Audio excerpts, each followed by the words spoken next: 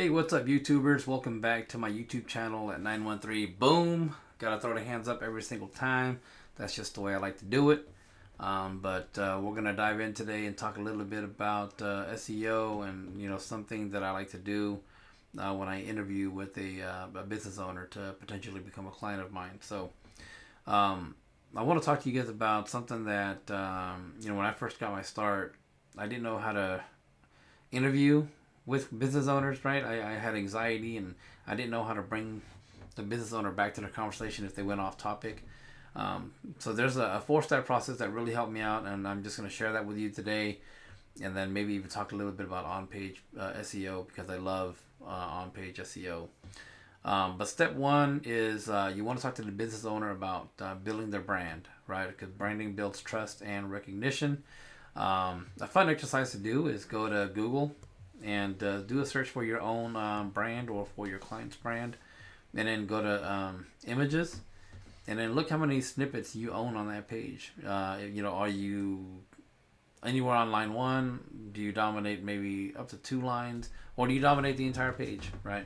Really fun exercise to do. If you or your clients aren't on that page whatsoever at all, well, you got a lot of work to do in terms of branding. Number 2, keywords. Before you go into an interview with the business owner, hopefully they provided you either their website URL or some keywords that they want to go after. Talk about keywords. Sometimes they provide you a keyword that is not low hanging fruit, or it just doesn't make sense to go after because the volume is real low, or it's a very difficult keyword. So have that conversation with them as well.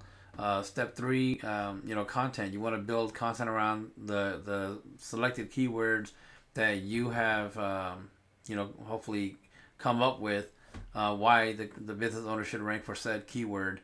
You got to build content around those keywords. And then step 4, backlinks, right? Everybody knows that a backlink is like a vote of confidence from another website to your client's website, right? It signals to search engines too that their content is trustworthy and authoritative. So I would have that conversation with your client as well. Again, just to summarize, step 1, build brand. Step 2, keywords. Step 3, content, right? Supporting the keywords with content, and then shooting backlinks to support that content. Really easy process, right? I mean, just those 4. I would always keep those 4 in front of me when I first started out. That way I knew to stay on subject, and I knew how to bring the client back to the conversation. Now, the next part that I want to talk about is on-page SEO, and I blow business owners' minds with on-page SEO. To us, right, to the SEOs, it might seem very basic, and one thing that I've come to realize and understand is something so simple or basic to us SEOs blows the minds of a business owner. Especially when you talk about page titles, meta descriptions, headings, alt tags, why those things are important. A lot of business owners don't understand why alt tags is important. And so being able to explain that to them, and have them understand that why it's so important, it blows their minds. I recently met with a local business owner here in KC who does home construction, and my meeting with him was a large part of it was just about on-page SEO. He was lacking so much, and just blew his mind away, and obviously became a client of mine. And so, page titles, you want to make sure to now the way that I do it, right, and everybody's maybe different. And when it comes to SEO, there's no right or wrong way to do something. Just make sure you test or that you've done it before, and you know and understand what makes it work, or what works and what doesn't work. But for the homepage, typically I would go after the brand, and then they'll have like a service page, right? So let's just say basement remodeling. You want to make sure that the page title and meta description includes the primary keyword, the brand, and location. And you also want to have that exact match for an H1. So you want to make sure that the page title, meta description, and the heading, have those three elements, right? And then you also want to talk to them about headings, right? The headings really do have to be specific. Google doesn't like very broad or generic words like "contact us," "purple," right? I'm just throwing that out there, just as an example. The headings really, it's super important because it's kind of like a shout out to Google to like, hey, pay attention to me, focus on me first, kind of thing. And so if the first thing that they crawl is "contact us," I mean, they're gonna really just contact who, right? So you want to just have that conversation with the business owner, like, hey, maybe you should convert this to a P tag, a paragraph tag, as opposed to a heading tag. The reason why on page is so important is because think of a book, right? Any book. I mean, heck, even the Bible. It's got to have a book title, right? Same thing. A web page has to have a page title.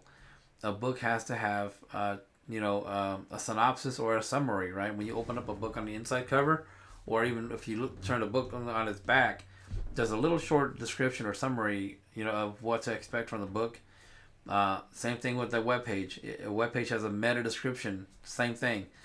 A book has chapters, right? And that would be similar to a web page's headings. So, without those elements, I mean, you essentially don't have a fully functional book, right? The reader is going to pick up this blank book and, I mean, are they going to want to buy it? Probably not, because they don't understand what the book's about. And so those elements, when you don't have it dialed in on a web page, Google is not going to understand, what that, web page is going to be about. And the reason why I say web page, again, because Google doesn't rank websites, right? Google ranks pages. And so you really have to make sure that each page has all of these elements dialed in, because if it's not, then Google doesn't understand. So let's kind of go to this. Google wants to understand who you are, branding, right? What you do, and that's going to be content, right? On page elements and whatnot, and where you do your business from, right? So they got to understand your proximity or your local relevance, or just so. That's why on page is so important. And I know I'm missing something about on page. Alt tags. You can really maximize web pages visibility or ranking by plugging in the primary keyword into the alt tags, right? That's one way to maximize it, because again, Google's not a person like you and I. They know that there's an image there, but they don't know what they're looking at. And so alt tags helps them to understand what they're looking at, and what better way to utilize that than to put in a primary keyword plus location, right? And that way they believe that what they're looking at is the key, the keyword and keyword plus location. So yeah, I mean, you'll blow their minds away. A lot of business owners and even SEOs, when I've done enough audits now to see that, man, they sure do neglect on page for some reason. I don't understand it. When I see it, I'm just like, what the heck? Especially if they've told me, like, yeah, I've had an SEO for a year, 2 years, 5 years. Like, what the heck were they thinking? You'd be very surprised at how many SEOs are out there that doesn't actually know SEO, right? And chances are they probably outsource it or whatever. But and then they give us a bad name or a bad rep, right, because of that. And so, yeah, I mean, I really don't have too much for you guys today, other than, hey, those 4 steps to kind of help bring the client back to the conversation when you're doing an interview, and to talk about on-page SEO. But maybe next time we'll talk a little bit more about GMB or some other strategies or whatnot.